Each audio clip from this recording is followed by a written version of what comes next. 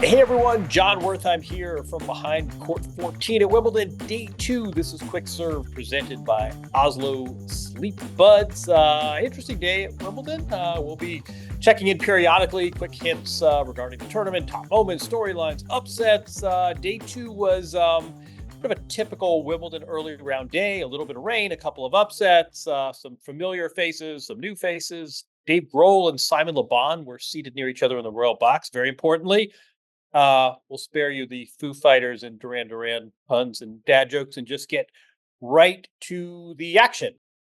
As with day 1, day 2 came with a couple of rain delays, par for the course here at Wimbledon. It would not be Wimbledon if the tarps didn't come out at least a few times. The good news here, of course, is that there are 2 covered courts, so there is continuous play. But on the outer courts, it was a little bit of a stop and start situation, with the exception of one groundskeeper who seemed to have got eaten by tarp.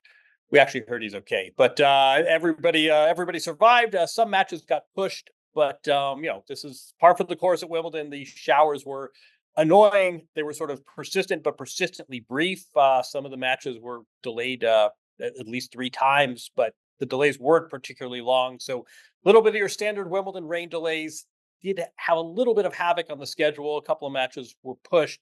The fourth ons were told essentially to go home. We're not going to get you in before the sun goes down. But we saw the benefit of having roofed courts. And again, it would not be Wimbledon if we did not see some umbrellas getting trafficked in the gift shop here. Iga Świątek, number 1 seed, just won the French Open, just won Roland Garros. Now she's trying to do the channel double and win Wimbledon. She hasn't gotten beyond the quarterfinals. She started off against Sonia Kenin, former major champion, and Iga looked good.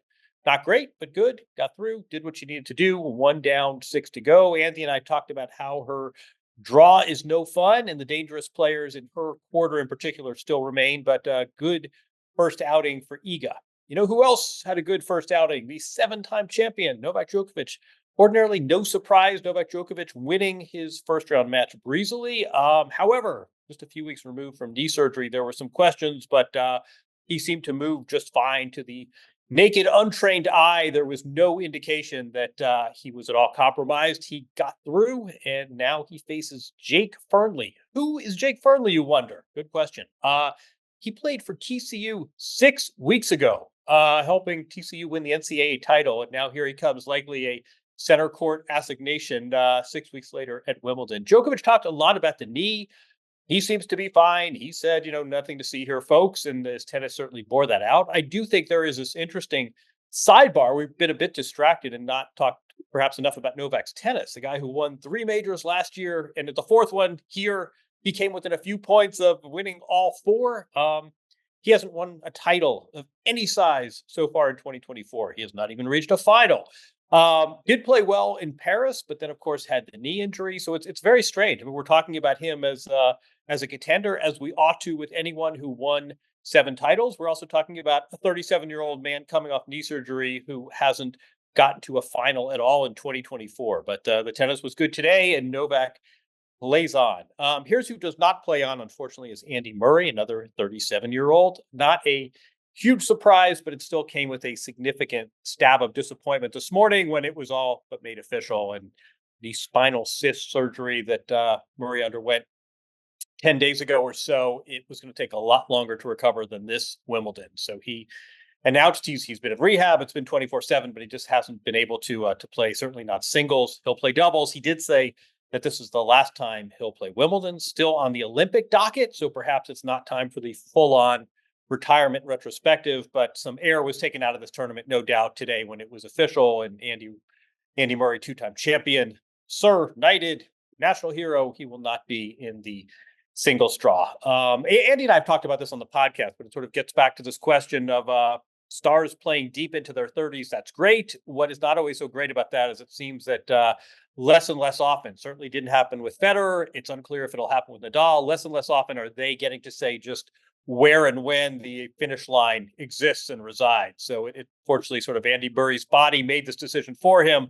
It doesn't look like he will ever play Wimbledon singles again, which is a disappointment. There were some surprising results, some upsets. I wouldn't say huge in the grand scheme of things, but still some convulsive results. Markéta Vondroušová, the defending champ, christened center court today, as the defending women's champions do, and she did not succeed. She will not be defending her title. She lost in the first round to Spanish newcomer Vondroušová's Wimbledon record. She's won 8 matches here. 7 of them came last year. Keep an eye on her opponent, who has a tattoo on her finger that reads SHHH. We asked her what that meant, and she said it's when the haters start hating, she can just hold her finger up like this and they can see the shh.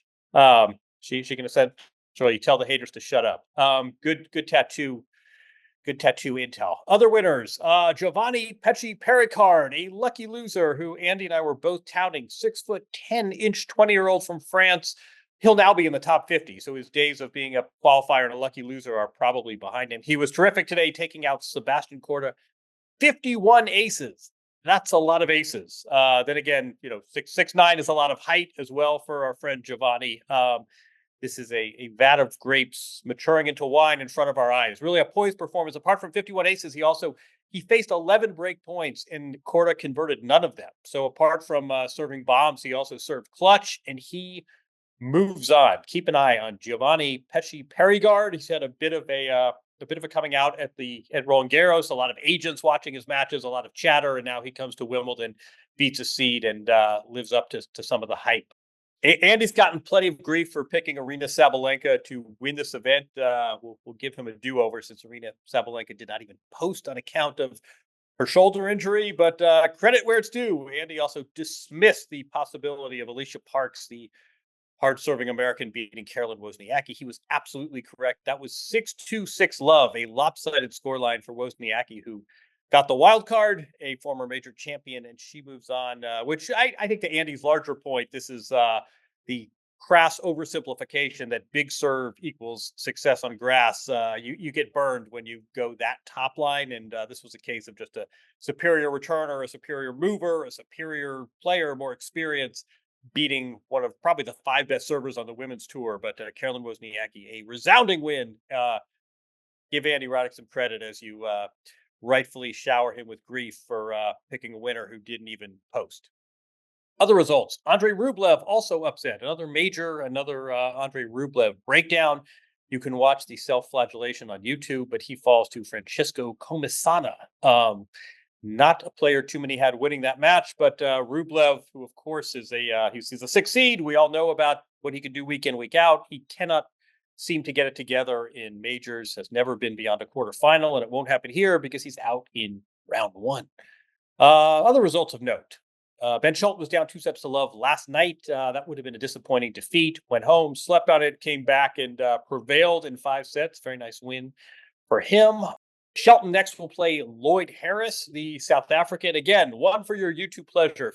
Go look how Lloyd Harris closed out Alex Mickelson on match point. One of the all-time great match points you'll ever see. Shelton gets Lloyd Harris next. If you have a Court 1 ticket on Wednesday, day 3, you're very happy. Why? You get to see the defending champion, Carlos Alcaraz.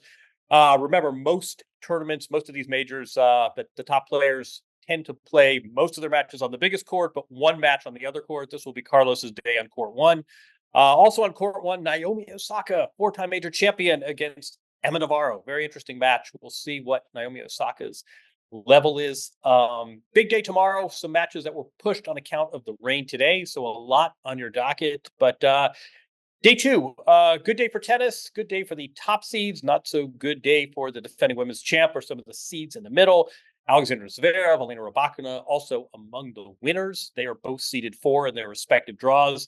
The tournament rolls on, and so do we. This was Quick Serve from the grass of Wimbledon. Oslo Sleep Buds is our proud sponsor. A shameless plug that you can catch Rap Action on Tennis Channel, that generously lets us use the studio for podcasting purposes as well on Tennis Channel. That will be for 6 hours following match play every day, and we will do another one of these soon. Enjoy the tennis, enjoy day 3 Wednesday at Wimbledon, and we'll talk in 24 hours.